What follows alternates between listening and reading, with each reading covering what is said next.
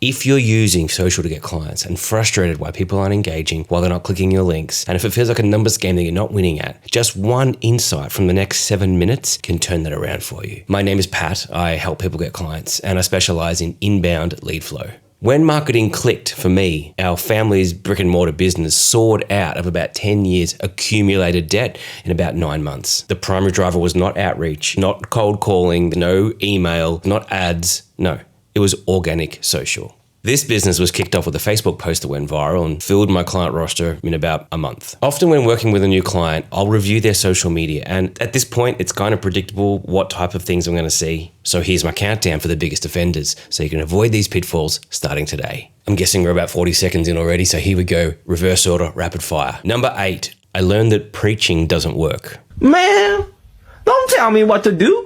So there's a way to teach where people will be open and accept your advice, but when it's done wrong, people will get defensive and mentally fight with you. I'll give you an example. Actually, I've already done this. If I had started with stop preaching, that itself would have been preaching. It's an authoritative statement. You're just expected to listen and to obey. And without realizing it, we instinctively in our minds, we think, fuck that, this is my life. I'll do what I want to do. You can't tell me what to do. So when preaching comes up on social, people just swipe away, just like that. But if you rewind, you'll hear what I said was, I learned that preaching doesn't work. And that message is something you might hear and accept and agree with instinctively and think, I wonder what else this Australian guy has to say.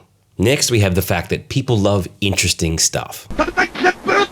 Our entire day is driven by chasing interesting stuff to give us dopamine so that we can feel good. And then the things we have to do, like laundry or whatever, we put podcasts in to overlay dopamine so we can still feel good. So when you can honor that part of the human condition that we all experience, then you get to be a part of that part of the experience that other people are having. You get to be part of the attention. Another thing I see on people's social feeds is organic content that looks and feels like ads.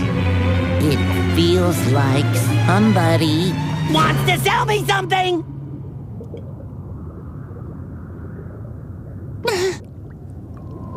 I told you he was on to us. No one really likes being sold to unless they've asked for it. Unless they're sitting down ready to buy something, they want to have that exchange. Before that exchange, unsolicited sales messages, just a big turn off. People aren't opening up their social apps so they can be sold to. And you can kind of go with your gut on this one. So if you're putting out content and you think this doesn't feel very right, or this post I've made feels like an ad, I sound salesy, well, listen to that gut feeling. The number 5 on this list, you're not going to believe it by the way, is that people really enjoy content that is interesting. Wow, look at that. Be interesting mentioned twice. That must be pretty important. Number 4 on our countdown, and that is that through some very in-depth, deep investigation, thorough, we've discovered that people don't like show-offs. Check it out. OMG, that does look real. You know I gotta do it for my followers. Ugh, I ain't never heard somebody say OMG in real life. Now, this may come as no surprise to you, but at the same time, people's social feeds are full of it. And it's a turn-off. It's repulsive. Look at my life. Look how good I am. Me, me, me. I'm at the beach on my laptop. Look how good my life is. Freedom lifestyle. Check out my new car. I've got this much money. I'm wearing these cool things. Apart from the ick factor, people just can't relate. That's what we're all craving. We're craving the ability to relate, to connect with people. We spend so much time alone, isolated more than ever. We want to be able to relate to people. That's why production value really doesn't matter that much. We moved to a new hotel yesterday because there was construction at the other one and we just needed a room that was quiet, and we found this one last minute. So I've just pointed the camera in the middle of the room, set the microphone up, and this is it. Production is what it is. Now, if you're judging that and you don't like this kind of production, then you might scroll away. But if we can connect somehow, and if I can just somehow make you see that I'm a real person and that this is interesting information, and if you can have a bit of enjoyment and it's kind of interesting, that's what we're looking for. That's what we're all looking for, that connection. So if we can learn the difference between just flexing, which makes us look like dicks, versus providing value and evidence of skill or results, then we don't come off as show-offs. Instead, we build credibility and we build authority, both of which usually come before somebody decides to take out their wallet and spend money with us. Bringing us to number 3 on the countdown, and that is that in general, I've found that when something is interesting, people really like to consume it.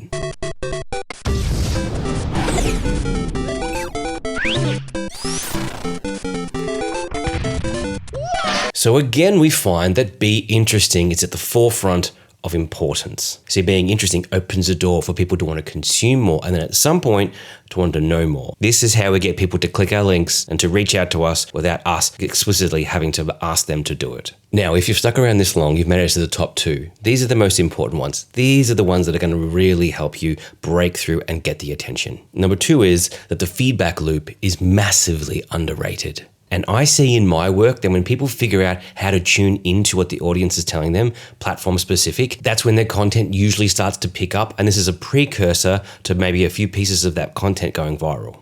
So if the feedback loop is so important, the obvious question to me is what's going to stop the feedback loop? The biggest hindrance to this whole thing working is scheduling content. And no, I'm not talking about scheduling something to post at, say, 8 p.m. tonight. No, that's fine. But when I sit with a client whose content isn't working and we dig a little bit and we see they're being consistent, but then I've realized that they've got content scheduled out for like a week or more, it's no surprise to me why it's not working. Because this effectively just shuts down the feedback loop. So you can't adjust, you can't get better. It's kind of like, okay, excuse the clumsy metaphor.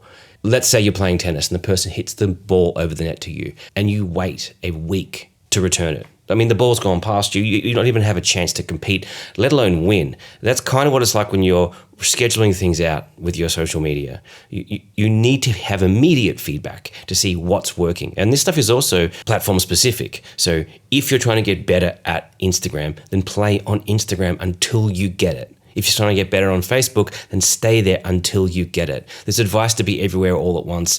I mean, you only really want to do that stuff if you've already understood the platforms and you understand your audience, in which case you're not even watching this video. So having a short feedback loop is the fastest way to fix that. And finally, we have our number 1, the number 1 thing to fix your social media, and that is, drum roll,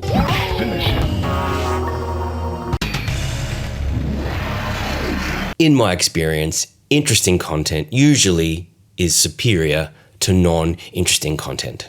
Wow, so out of the 8 points that I wanted to share with you today, 50% of them are about the importance of being interesting. Now, isn't that just interesting? The Growth Accelerator is coming up. It's the fastest way to set a fire under your business. If you want to know more, just add your name to the waitlist below. Otherwise, this next video is about how I book calls with perfect clients without doing any outreach. I'll see you in the next video.